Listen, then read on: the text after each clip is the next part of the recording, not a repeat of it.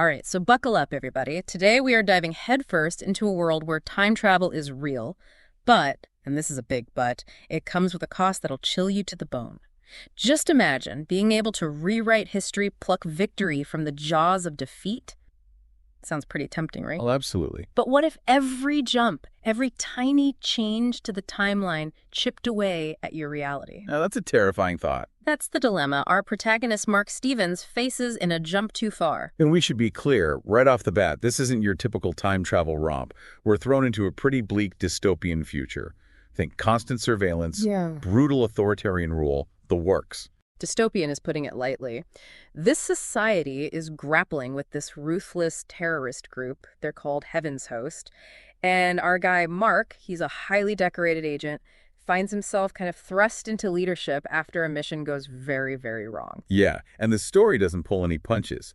You immediately get this sense of how high the stakes are, not just for Mark and his team, but for the entire world. And the tech they're using, this TOTS system, Timeline Observation and Travel System, it immediately raises these questions about, like, how far is too far? When does protecting the future justify, well, messing with the very fabric of reality? Right, let's break down TOTS a bit because this is where A Jump Too Far gets really interesting. Picture this.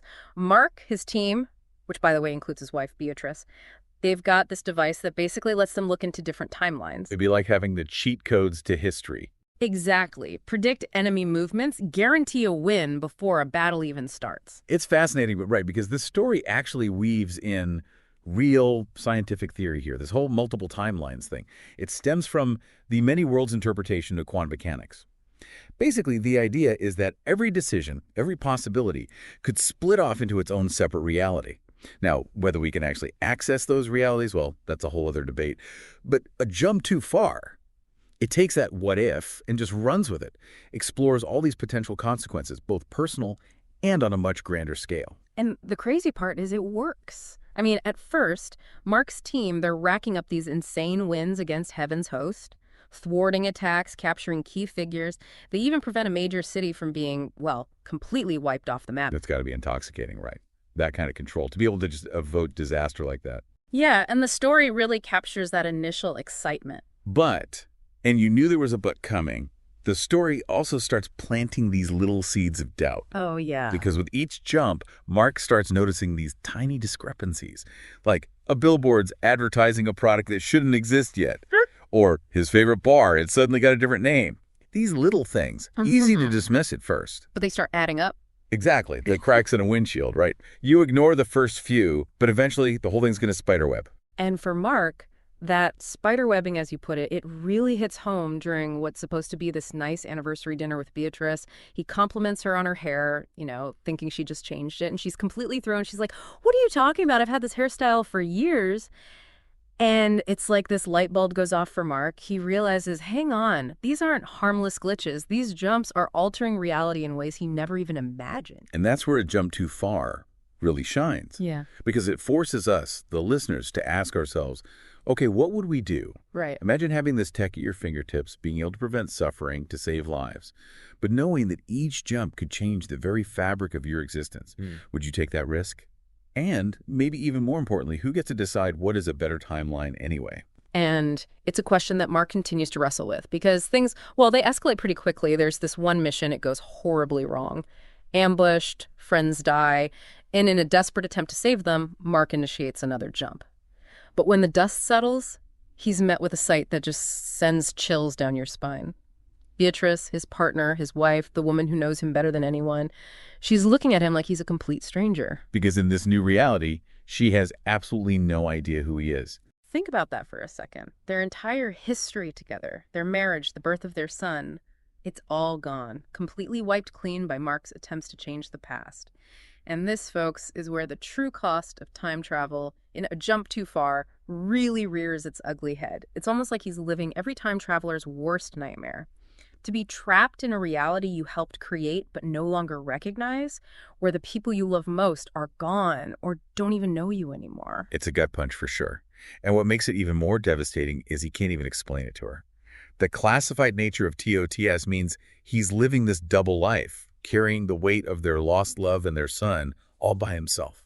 It's heartbreaking. And on top of that, the fight against Heaven's host is far from over. Right, they're still in the middle of this massive conflict. The stakes are incredibly high.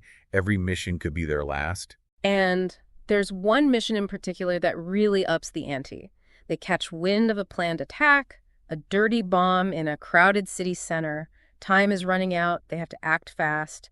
They do manage to stop the attack, but not without paying a hefty price. More lives lost. Another victory that feels more like a defeat.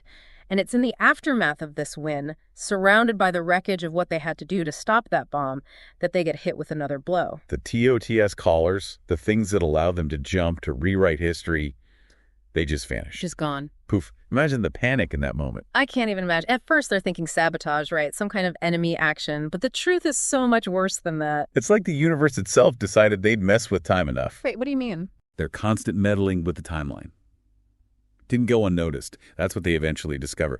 Their final jump, the one where Beatrice no longer recognizes him, it landed them in a timeline where time travel never even existed. Serious? Dead serious. Turns out, in this new reality, the scientist who would have invented TOTS died years earlier. Freak accident. No TOTS, no jumps, no way to fix any of it. So they're stranded with no way back. It gets worse.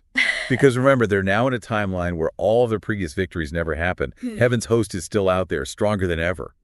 And Mark, he's facing all of this without the one advantage they had, without the one thing he thought could guarantee a better future. So what happens next? That's the million-dollar question of it. The story leaves us with this incredible cliffhanger. It makes you think about the ripple effects of our choices, even when we think we're doing the right thing. And it forces us to confront this unsettling possibility that by trying to control the future, we might actually be making it worse. So in a way, Mark's situation, it's a cautionary tale. Absolutely.